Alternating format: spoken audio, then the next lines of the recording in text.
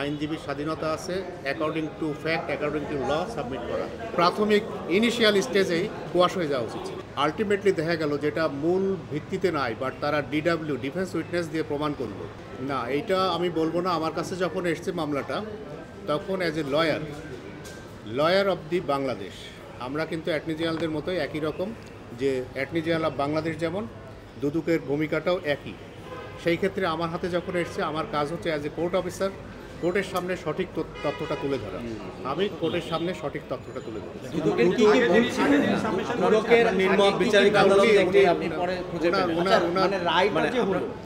সাজাটা যে দিল, সেই সাজাটা কিসের ভিত্তিতে দিল? এটা আপনার বিচারিক আদালত একটি রায় দিল এবং সেই রায়টি আদালত দিল এবং সেখানে দুর্নীতি দমন কমিশন সেই রায়ের পক্ষে কথা বলেছে। সেখানে তাহলে দুর্নীতি দমন কমিশনের আইনজীবীরা কি ভুল করেছিলেন? কোর্ট হচ্ছে সবসময় স্বাধীন। কোর্ট, আগের কোর্টগুলো তাদের বিবেচনায় তারা দিয়েছিল, কিন্তু আলটিমেটলি যেটা লাস্ট কোর্ট এবং আজকে 6 জন বিচারপতি একসাথে বসে, যে 5 জন বিচারপতি একসাথে বসে যে নিচের কোর্টের অর্থাৎ হাইকোর্ট ডিভিশন এবং ট্রায়াল কোর্টের রায়গুলোতে ভুল পেয়েছে, যে কারণে এটা দিয়েছে, এটা করতে পারে।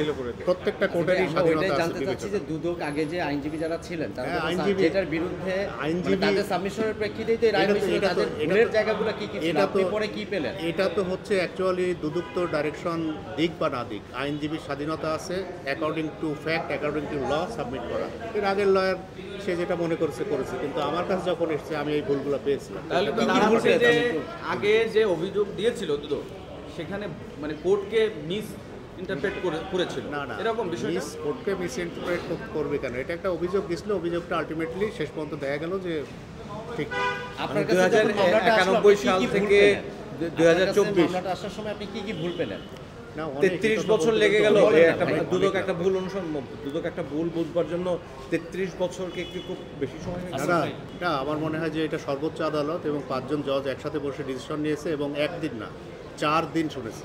4 দিন শোনার পরে আজকে রায় দিয়েছে, আজকে 5th ডে, এবং পুঙ্খানুপুঙ্খরূপে বিশ্লেষণ করে যেটা পাওয়া গেছে, আমার মনে হয় that is right. Khaleda Zia, একটা প্রশ্ন, খালেদা জিয়ার ব্যাপারে আমি বলি। খালেদা জিয়ার ব্যাপারে যদি বলেন, বেগম খালেদা জিয়ার কেস প্রাথমিক ইনিশিয়াল স্টেজেই কোয়াশ হয়ে যাওয়া উচিত। আসিফ ভাই, আগের যখন রায় হলো এবং তখন পিএম ফান্ডের টাকাটা এদিকে আসলো, সেই ক্ষেত্রে তারা খালেদা জিয়া এবং অন্য আসামিদেরকে কিভাবে অভিযুক্ত করেছিল আগেরই টাকা? কারণ আমরা আসলে ওইটা একটু যদি আমাদের আসলে ফ্যাক্টে যে বেগম ওখানে কি অভিযোগ দেওয়া হয়েছিল, বেগম খালেদা জিয়ার কাছে যে টাকাটা এসছে এমন কোনো প্রমাণও নাই। তবু আমরা ধরে নিছি যে উনি যেহেতু প্রাইম মিনিস্টার ফান্ডে ছিল, উনি প্রাইম মিনিস্টার ছিলেন, সেহেতু ওনার একটা দায়িত্ব ছিল এবং উনি দায়িত্ব সঠিকভাবে পালন করেছেন। এখানে কি বিচ অফ ট্রাস্ট হয়নি? আগের রায় তো বলা হয়নি এবং কনভার্ট হয়নি। আচ্ছা আসিফ ভাই, বিচ অফ ট্রাস্ট হয়েছে? না, এটা একটু বলেন আপনি। এবং ব্রিচ অফ ট্রাস্টের উপরে তো পুরো মামলাটা, কারণ সাজা হয়েছিল যে 409-এ। সেখানে মূল কথা কি? প্রথম কথা ইন্ট্রাস্টমেন্ট থাকতে হবে, সেকেন্ড কথা মিস অ্যাপ্রোপ্রিয়েশন থাকতে হবে, থার্ড কথা কনভার্সন থাকতে হবে, ফোর্থ কথা আইনের ব্যত্যয় ঘটায় কিছু বলতে হবে। এর কোনোটাই হয়নি, কারণ বিচ অফ ট্রাস্টের কোনো এলিমেন্ট এখানে নাই। না, আপনি দেখেন যে মিস অ্যাপ্রোপ্রিয়েশন নাই, কনভার্ট নাই। কনভার্ট বলতে যেটা বোঝায় যে আপনাকে দিছে এতিমের ট্রাস্টের যেটা এতিমদের জন্য, এতিমের ট্রাস্ট গঠন করার জন্য। আপনি যদি মসজিদও করেন, সেক্ষেত্রেও কিন্তু কনভার্সনের কথাটা আসতে পারবে, কিন্তু সেটাও হয়নি।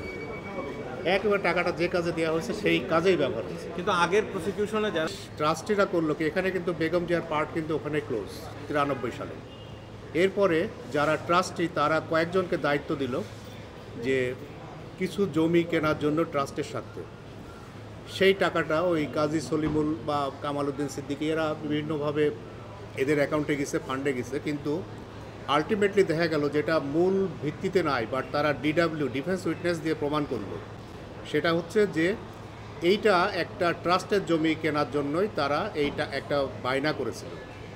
সেই বায়নাটা 2007 সালের গভর্নমেন্ট চেঞ্জ হওয়ার পরে ওই জমিটার কেনা হলো না। তারপরে মানি স্যুটের মাধ্যমে